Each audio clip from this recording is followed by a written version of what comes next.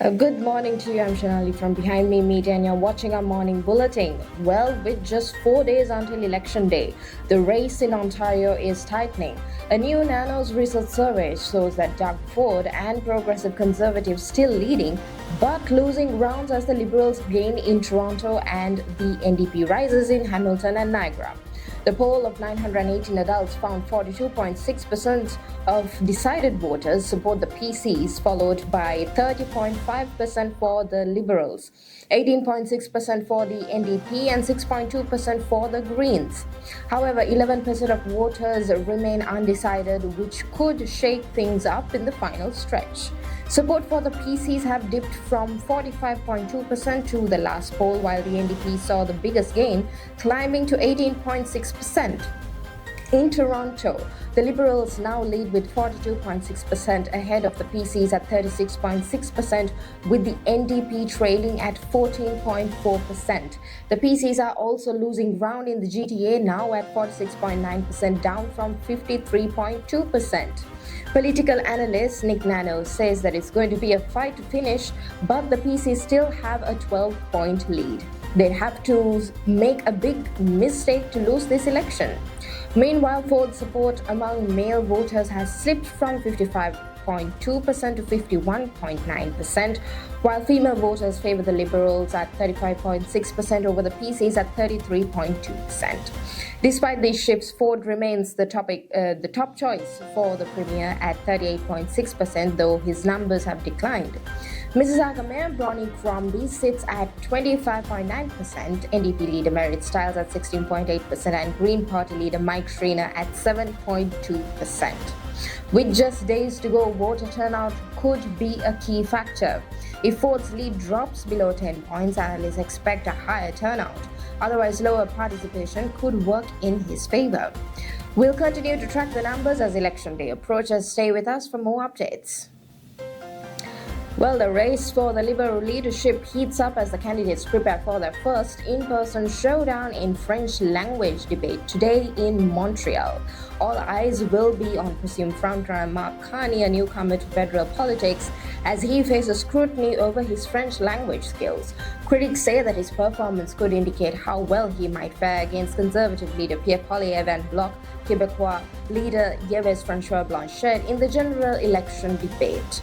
Carney isn't the only one under pressure. Well, Chrystia Freeland, once considered a top contender, is looking for a strong debate to reignite her campaign. Meanwhile, former Governor House leader Karina Gold has been gaining traction and could emerge as a serious challenger for second place. Political experts say that these leadership debates don't always decide elections, but they can provide make-or-break moments, as seen in past races where standout performances shifted political momentum. The English language debate is set for Tuesday, with advance voting opening on Wednesday. The winner for the leadership race will be announced on the 9th of March. Now we're moving on from political news, coming on to more local news. The TTC subway riders on Line 1 will need to adjust their travel plans this week, as the TTC is set to close service early between Bloor and Yonge and Osgood stations for track work. The transit agency says that the subway service in the affected stretch will be replaced by shuttle buses from 11 p.m. until the end of service at approximately 2 a.m. starting today through Friday, the 28th of February. TTC staff will be available at all stations between Bloor, Yonge and Osgood stations to assist customers. This, officials wrote in a media release. College Station will be closed during these times, but all other stations in the closure area will remain open for Presto purchases and surface route connections. 2 additional Wheel-Trans buses will operate along the route for customers needing accessible services.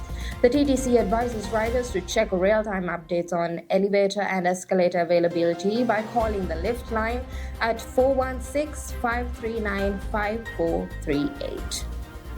Crossing over to international news, concerns are growing over Pope Francis's health as he remains in critical condition following a respiratory crisis and severe lung infection. Reports say that the 88-year-old pontiff is conscious but receiving high-flow oxygen and blood transfusions after a health setback over the weekend. Doctors warn that complications in elderly patients can be unpredictable, with concerns over the possibility of sepsis, a life-threatening infection. However, Vatican officials say that there is no current evidence of sepsis and the Pope is responding to treatment.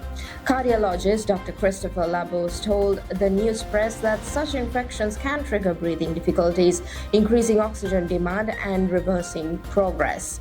The University Hospital Foundation Agostino Gemelli IRCCS, where the Pope is being treated, is ranked as Italy's best hospital, ensuring he is receiving top quality care. Vatican analyst Gerard O'Connell says that there is growing concern in Rome, with crowds gathering at St. Peter's Basilica to pray for the Pope's recovery. Francis, who has a history of lung issues, was first diagnosed with a complex respiratory infection and later developed pneumonia in both lungs. He remains under close medical supervision and is undergoing multiple tests. And finally, here's your weather forecast from Mississauga on the 24th of February 2025. We're in for a chilly day with temperatures ranging from -4 degrees Celsius in the morning to a high of 4 degrees Celsius in the afternoon. Well, at least we're going into the plus degrees Celsius. While we'll start with calm conditions, the big story of the day will be strong winds picking up later. By the afternoon, expect winds of up to 36 kilometers per hour, with powerful gusts reaching to 73 kilometers per hour. That means blowing snow and reduced visibility could be a concern, especially for evening commuters. If you're heading out, make sure that you wear appropriate clothing and brace for strong gusts. Skies will remain partly cloudy throughout the day, with a slight chance of flurries in the evening. Looking ahead, temperatures will stay on the coldest side this week, with more windy conditions expected midweek. Well, thank you for watching. Stay updated with Behind Me International Media News.